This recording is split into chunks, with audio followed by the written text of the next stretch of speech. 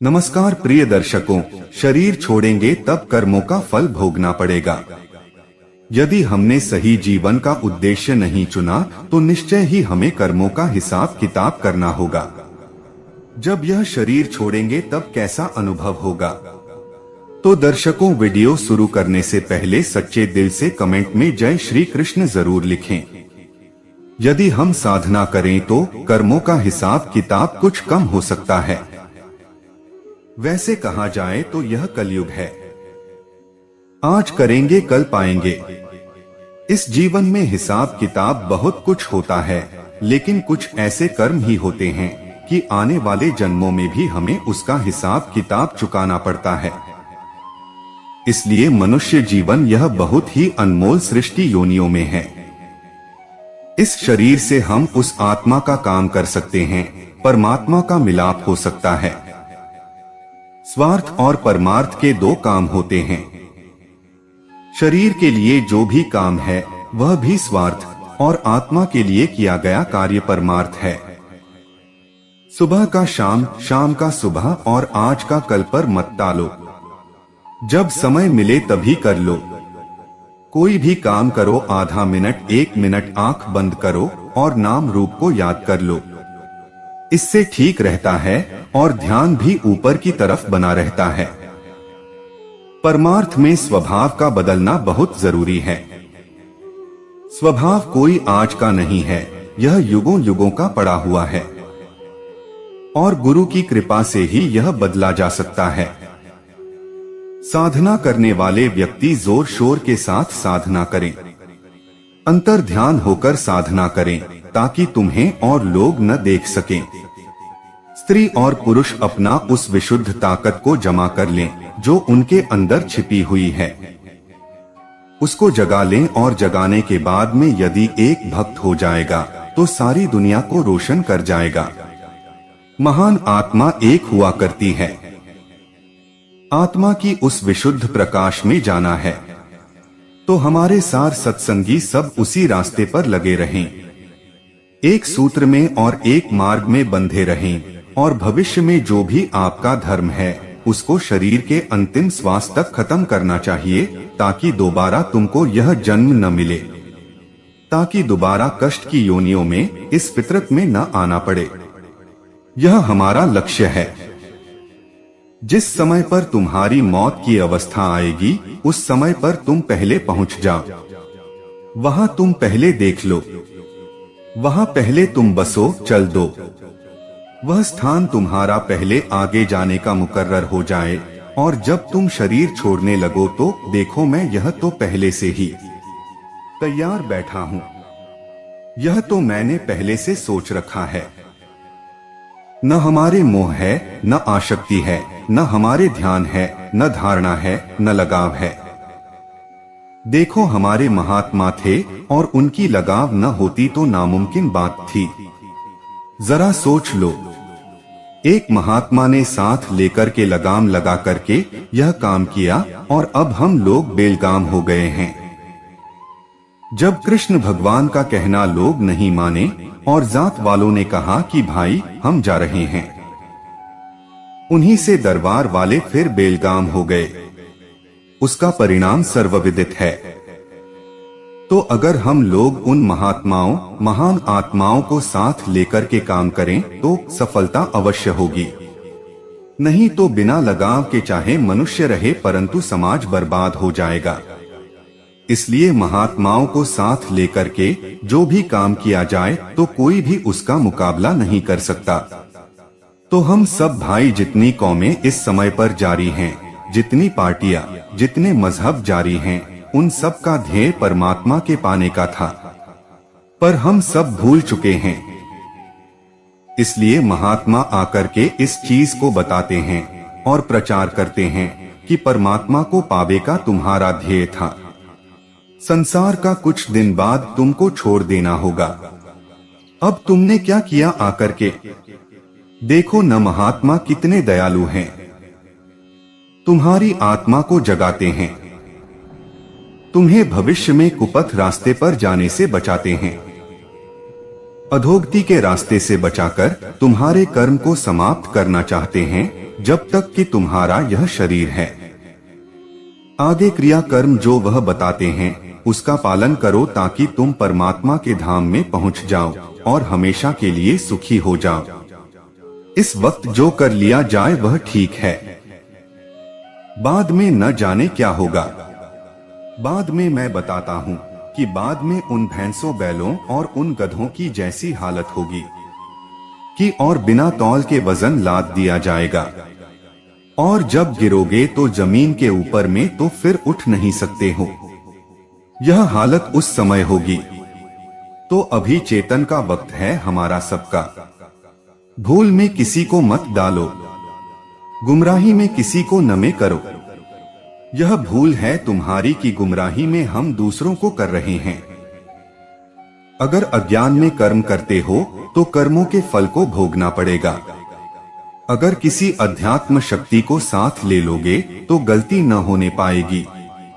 वह रोकने वाली, वह लगाम लगाने वाली, वह आचार्य अगर पास में रहेगा तो आप गलत रास्ते पर नहीं जा सकते हो। दुख का मूल कारण क्या है?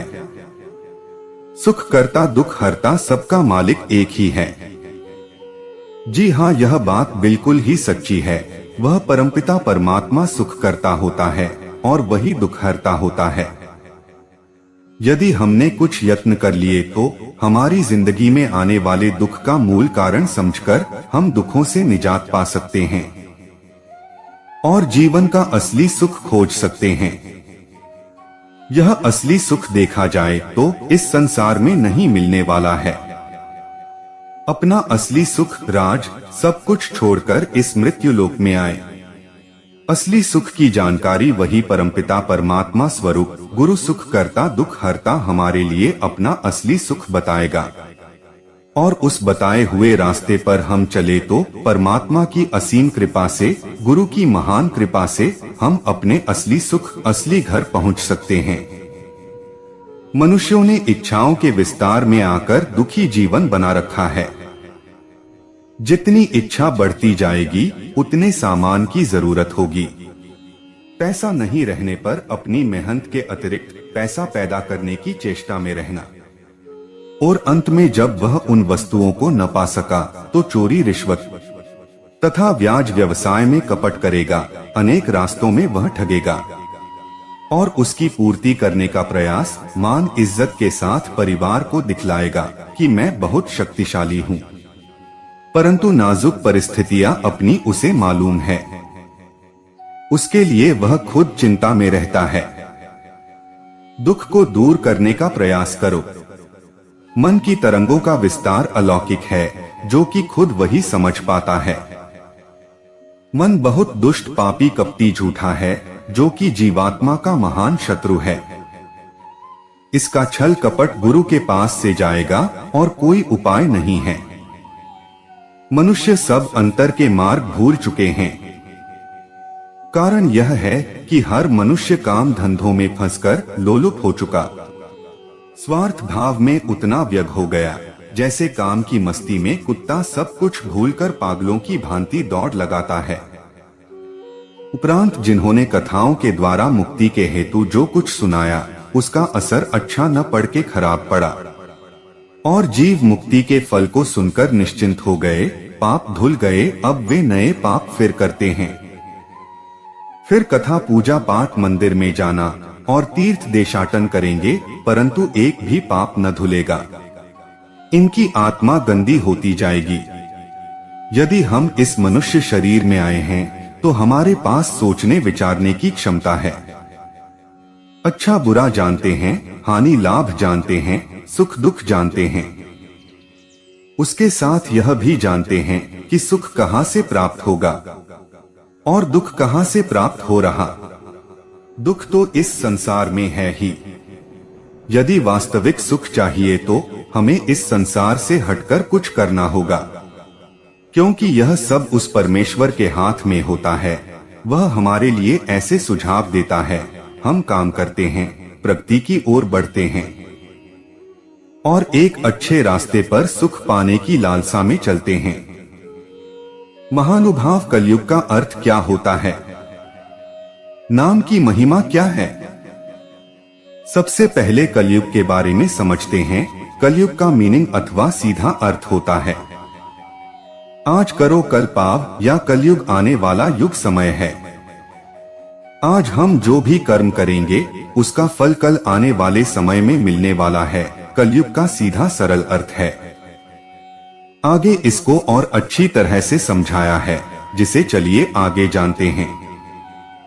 यह कलयुग नहीं, यह तो कर युग है। कलयुग का मतलब नहीं कर युग है। इसमें तो जल्दी तत्क्षण यह काम होता है, इसका तो प्रमाण है। कहते हैं कलयुग में नाम तो तत्क्षण मिलेगा। यह नाम की महिमा है कि नाम कलयुग में प्रकट होगा और प्रकट है, और युगों के नाम की महिमा है। नाम की महिमा और युगों में नहीं आई। यहाँ तो महात्माओं ने कलयुग में ही नाम को प्रकट किया है। नाम प्रत्यक्ष मिलेगा और प्रकट करना चाहते हैं, और नाम को आज सुनना चाहते हैं और अखंड ध्वनि प्रकट करना चाहते हैं, तो थोड़ा सा आपको साधन करना पड़ेगा। वह भी साधन ऐसा है कि निमित्त मात्र, कोई ऐसी कठिनता नहीं। स्त्री पुरुष को सब कर सकते हैं, लेकिन फिर भी नहीं। अब भी उनको इस बात का संदेह है कि कलयुग में यह नहीं हो सकता। आंख नहीं खुलेगी, कान नहीं खुलेगा, और कलयुग में यह आनंद नहीं मिलेगा। क्या ये महात्मा सतयुग में हुए थे, या त्रेता में, या द्वापर में हुए थे? वे तो अभी कलयुग में हुए थे। तो कलयुग में ही सब कुछ हो सकता है और युगों में नहीं। पर आज हमें विश्वास नहीं होता है, इसलिए सिनेमे में विश्वास है, इनकी शक्लों से विश्वास है। उसमें समझते हैं कि रस और आनंद आता है, उसमें विश्वास हो सकता है। और बाकी यह है जो कुछ नहीं दे सकता है, उसमें विश्वास है। फिर ऐसे ही गुरु चाहते कि जिसके पास कुछ न हो उन्हीं के पास में आप जाते हैं, तो मिलेगा क्या आपको? कुछ नहीं मिल सकता, आप बेफिक्र रहें।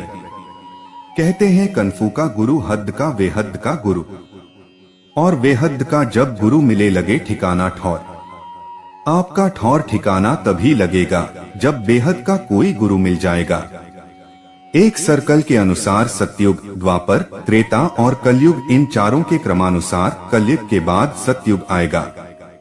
यह विधान ग्रंथों और महापुरुषों ने कहा है, क्योंकि जो भी सदग्रंथ होते हैं वह पूर्ण महापुरुषों की दिव्य दृष्टि के अनुसार लेख लिखते हैं। इसलिए कलयुग के बाद सतयुग आएगा। मनुष्य जीव कल्याण हेतु धर्म अनुसार चलना चाहिए। दिए गए उपदेश जो मानव जीवन के लिए कल्याणकारी होता है। मनुष्य को अपने जीव कल्याण के लिए इस लोक में धर्म के अनुसार चलना चाहिए। जैसे कि आप हम सभी जानते हैं कि पग पग पर हमें कर्मों से गुजरना पड़ता है।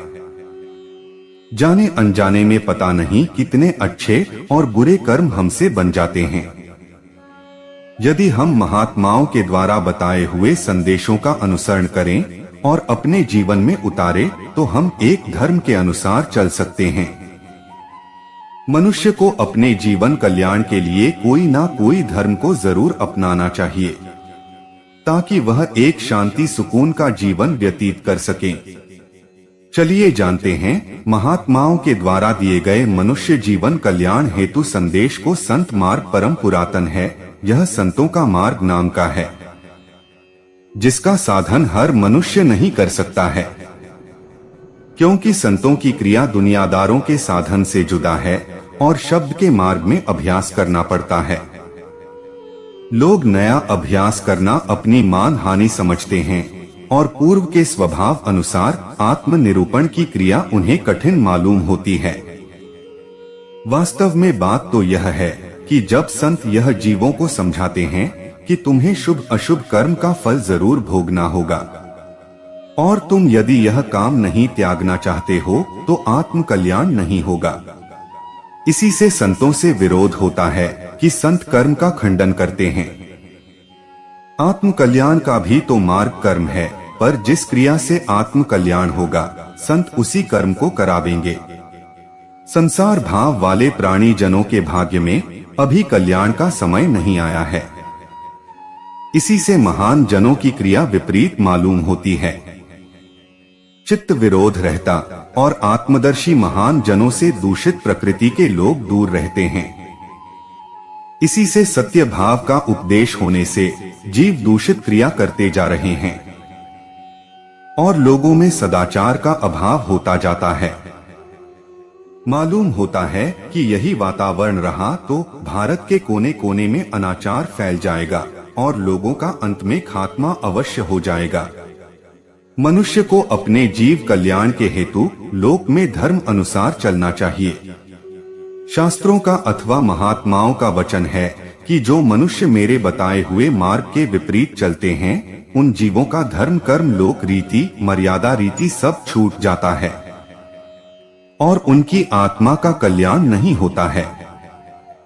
ऐसी आत्माएं कर्म के विधान दंड में आकर जम महाराज के हवाले हो जाती हैं और फिर करोड़ों युगों तक उन्हें मनुष्य तन नहीं प्राप्त होता है। लोक में जब अधर्म कर्म होने लगता है और लोगों की प्रवृत्ति पापाचार की ओर हो जाती है, जैसे शराब पीना, मांस खाना, व्यभिचार करना, रिश्वत लेना और अपने स्वार्थ हेतु दूसरे मनुष्यों को धोखा देना, ऐसी भावना को जब लोग पाप नहीं समझते हैं उस वक्त परमात्मा अपनी सृष्टि को सुधारने के हेतु किन्हीं महान आत्माओं को ऊपर के मंडल से भेजते हैं।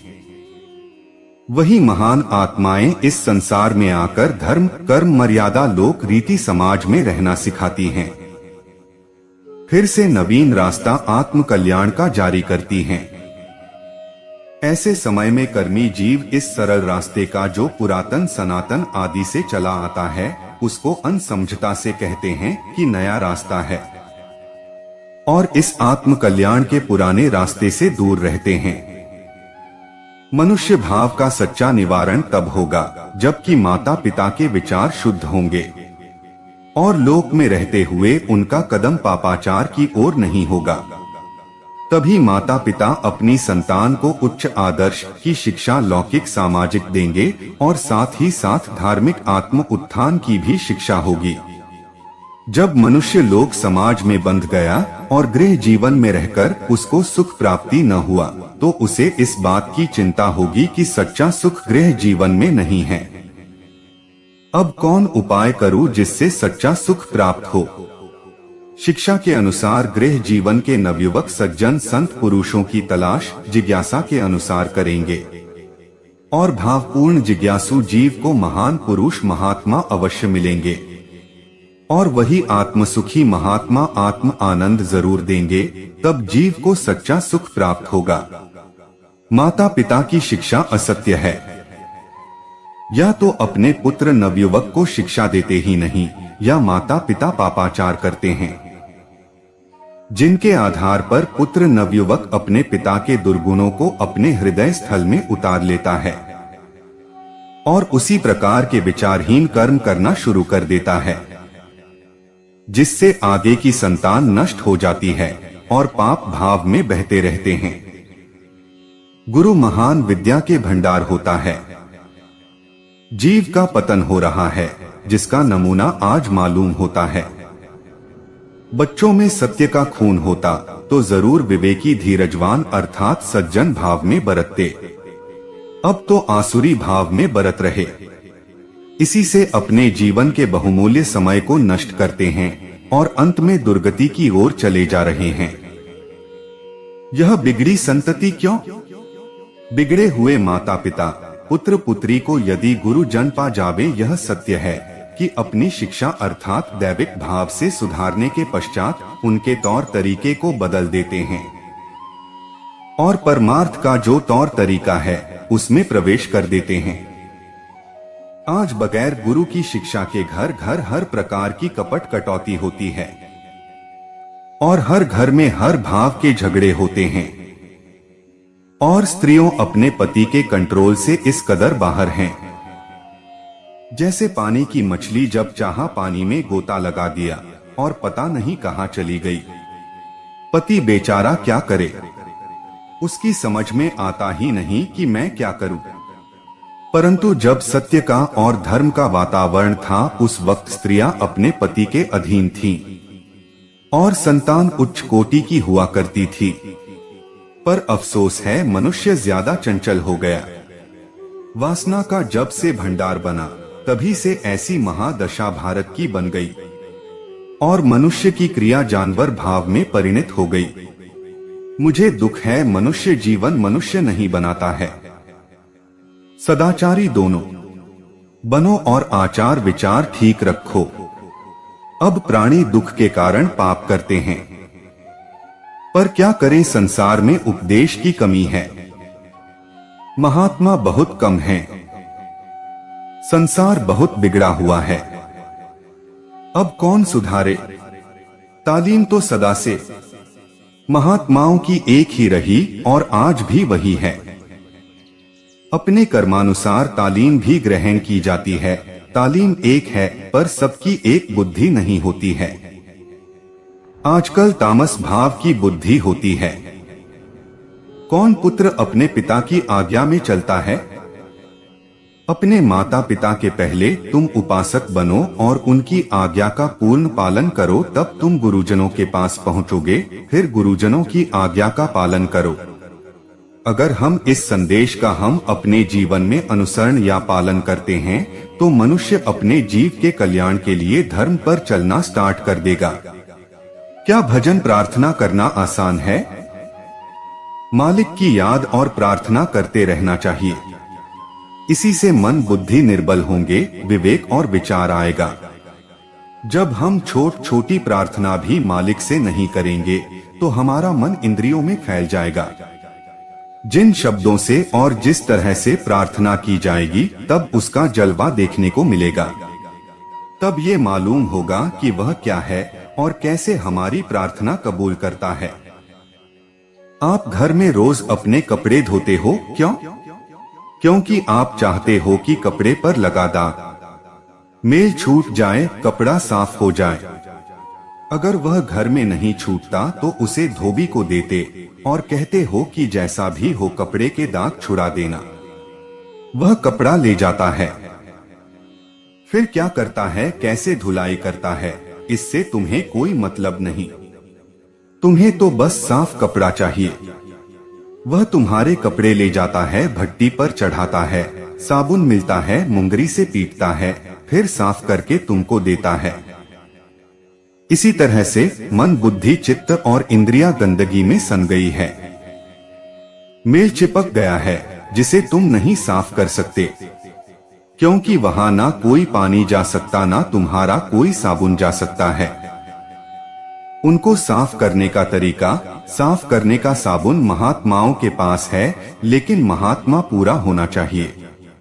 उन्हीं के पास साफ करने का साबुन है, भुट्टे हैं, वह मिल जाएंगे तो तुम अंतर में जली जमी मैल साफ कर देंगे। इसलिए कहा है कि पूरे महात्मा की खोज करो। कभी कभी बाहर की क्रियाओं में थोड़ी सफाई होती है, लेकिन उसको बताने वाला कोई होना चाहिए। वह तुम्हें बता दे, तुम्हारी समझ में आ जाए तो करने लगोगे। लेकिन तुम अपनी मनमानी क्रियाओं से चाहे कि हमारी सफाई हो जाएगी, तो नहीं हो सकती। चाहे तुम जितना गंगा नहाओ, तीर्थ में जाओ, मंदिर मस्जिद में जाओ तथा कथा पुराण सुनो। जैसे आप धोबी के कपड़े दे देते हो, फिर उससे ये नहीं पूछा जाता है कि तुम कैसे धो रहे हो, क्या कर रहे हो। और इसी तरह से आपको अपना आपा महापुरुषों को सौंप देना चाहिए और प्रार्थना करो कि आप मर्जी समझो और पड़े रहो। जैसे भी आप चाहो हमें साफ कर दो। अब वे जैसे भी साफ करें, उसकी मौज मर्जी समझो और पड़े रहो। लेकिन अगर आप ये कहने लगे कि आप ऐसा मत करिए, वैसा मत करिए, ऐसा क्यों हो गया, हमें नहीं चाहिए, तो सफाई क्या होगी आपकी? तो आप अपना आपा सौंप दो, दिन बन जाओ और हमेशा प्रार्थना करो कि आप हमारी गंदगी साफ कर दो। जो कुछ भी वह कर रहे सब उनकी मौज मर्जी समझो। दीनता में बहुत सुख है, अहंकार में दुख ही दुख है। इसलिए कहते हैं कि ये में पना छोड़ दो।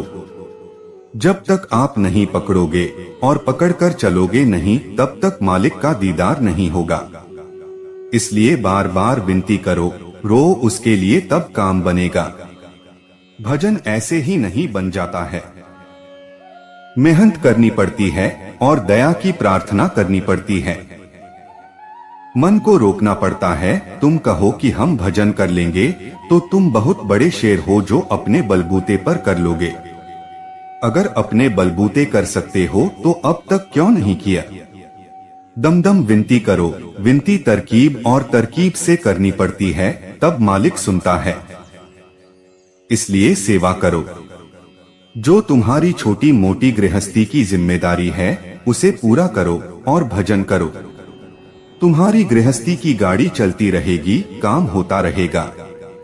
तुम चाहो कि एकाएक तुम पर दया कर दी जाए तो दया तो की जा सकती है, पर तुम बर्दाश्त नहीं कर सकोगे। पागल हो जाओगे, वह हजारों को बहका दोगे। महात्मा ऐसा काम नहीं करते। हमें ऐसा काम नहीं करना है।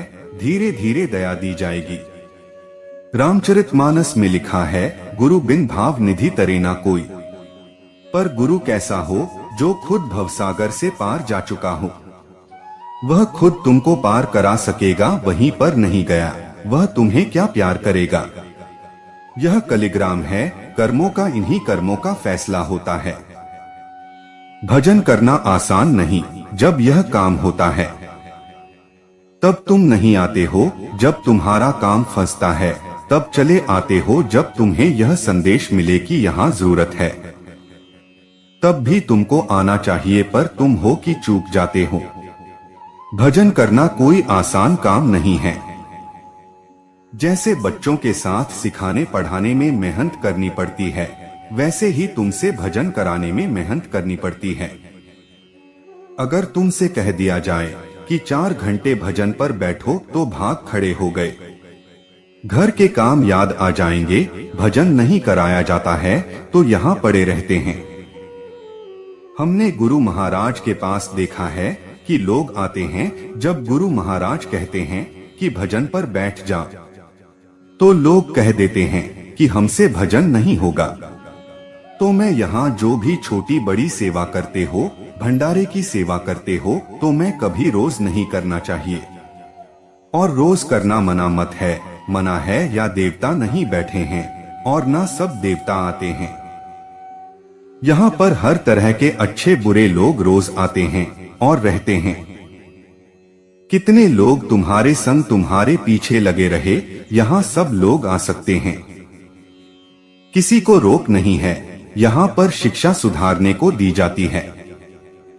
कोई 1 दिन में सुधरेगा, कोई 2 दिन में, कितना भी वक्त लगेगा। तुम ऐसा भी होंगे जो सुधारना नहीं चाहोगे। कुछ ऐसे भी होंगे जो सुधारना नहीं चाहेंगे। जब तक रहेंगे नहीं खुद चले जाएंगे। तुम अपने को सुधारो, अपनी बुराइयों को निकालो। तुम्हें दूसरों की चिंता क्या पड़ी है? जो जैसा करेगा वैसा भरेगा। कबीर तेरी झोपड़ी गल कटिया के पास, करेगा तो भरेगा, तू क्यों होता उदास। तन मन दिया तो भला किया, शिर का जासी भार। अगर कहा कि मैं दिया तो बहुत सहेगा मार। तो प्रिय दर्शकों, उम्मीद करता हूँ कि आपको वीडियो पसंद आया होगा और आप हमारे चैनल पर नए हो तो वीडियो को लाइक और चैनल को सब्सक्राइब जरूर करें। धन्यवाद।